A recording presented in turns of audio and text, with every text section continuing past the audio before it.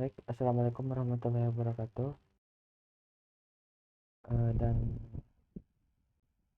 selamat pagi, selamat siang, eh, atau selamat malam untuk rekan-rekan semua.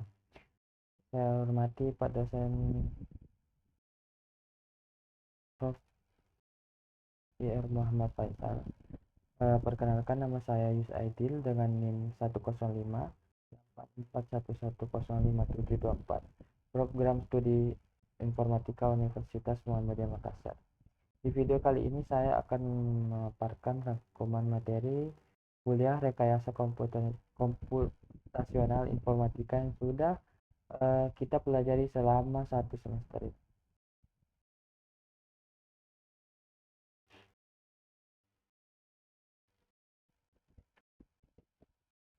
Yang pertama, kita harus pahami adalah perbedaan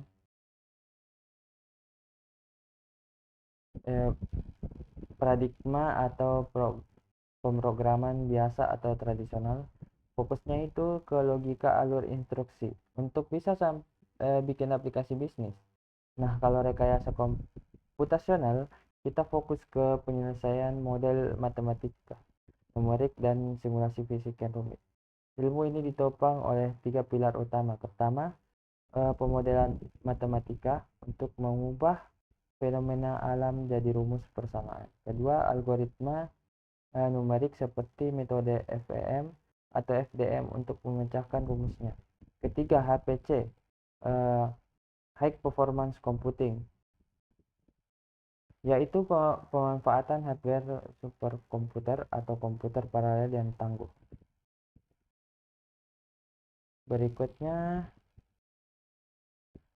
langkah simulasi dan implementasi.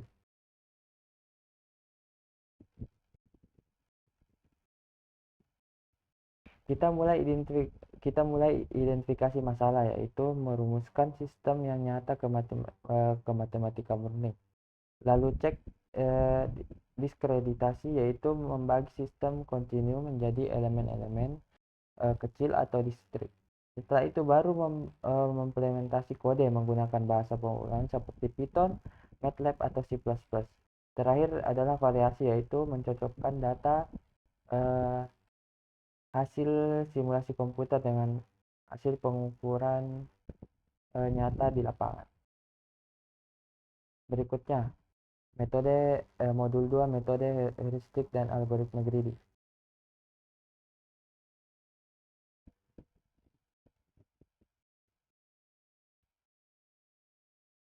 Yang pertama, isi slide khusus box 30 kg dan 3 barang. Masuk ke modul 2, kita belajar metode heuristik lewat kasus knapsack problem. Bayangkan kita punya kotak dengan kapasitas maksimal 30 kg dan dihadapkan pada 3 pilihan barang yang berat dan profitnya berbeda-beda. Barang 1 beratnya 28 kg dengan profit 33 barang. 2 beratnya 23 barang 2 beratnya 25 kg dengan profit 34, dan 3 beratnya 20 kg dengan profit 25. Berikutnya, konsep PSO dari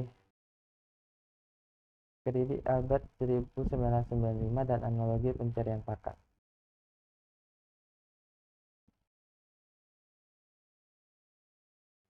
Konsep swarm dan instruksi burung.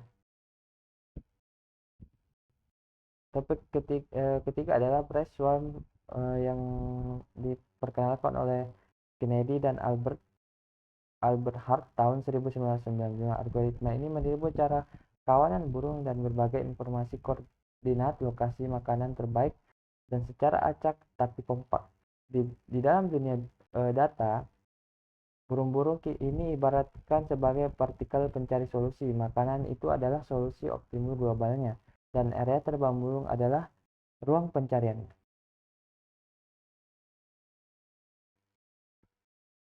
Persamaan matematis update PSO.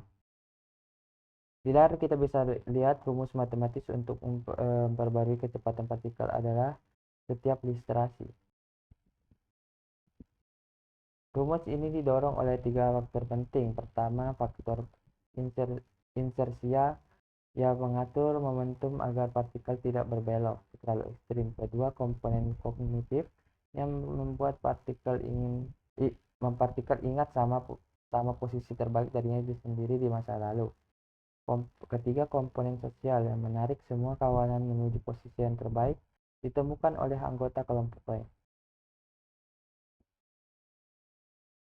Dalam modul ketiga, uji kasus optimasi regenerasi linear.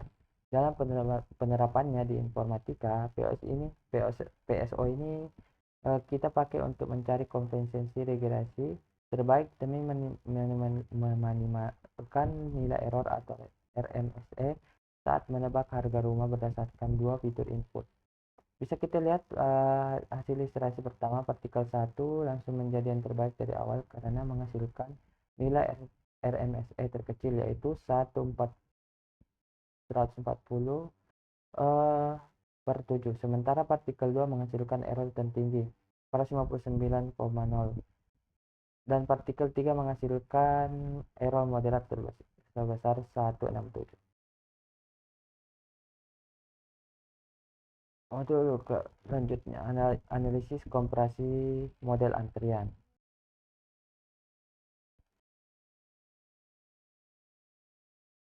Di slide ini kita bisa melihat data perbandingan yang sangat menarik antara sistem satu loket.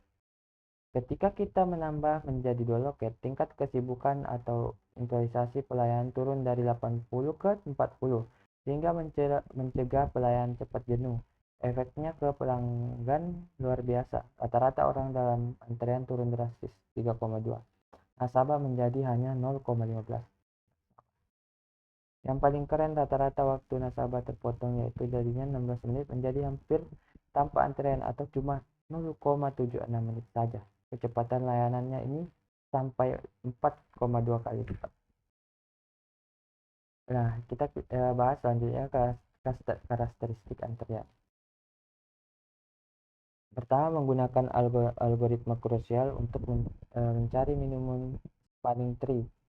Kita pilih garis atau busur paling kecil secara bertahap dari bobot 1, 2, 3, sampai 5. Selama tidak memutar atau membentuk siklus, hasil total bobot minimum jaringan kita hanya 17. Kedua, menggunakan algoritma Dijkstra untuk menghitung jarak terpendek dari titik awal ke seluruh titik lain dari jaringan. Seperti yang terlihat di slide ini, kita mendapat jarak terpendek yang pasti ke setiap simpul mulai dari simpul U1 sampai U7.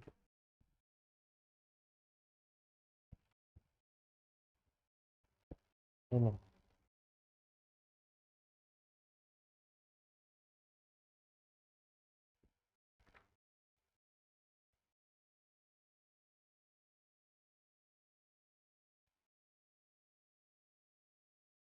Baik, sebagai penutup ada satu kutipan penting dari slide ini. Rekayasa komputasional bukan hanya sekedar integrasi teknologi, melainkan sebuah metode sistematik dalam menggunakan simulasi untuk menyelesaikan problematika nyata di dunia secara akurat, efisien, dan etis. Terima kasih kepada Bapak dosen atas bimbingan keilmuannya selama ini. Kurang dan lebihnya mohon dimaafkan. Billahi fi sabilil haq. Wassalamualaikum warahmatullahi wabarakatuh.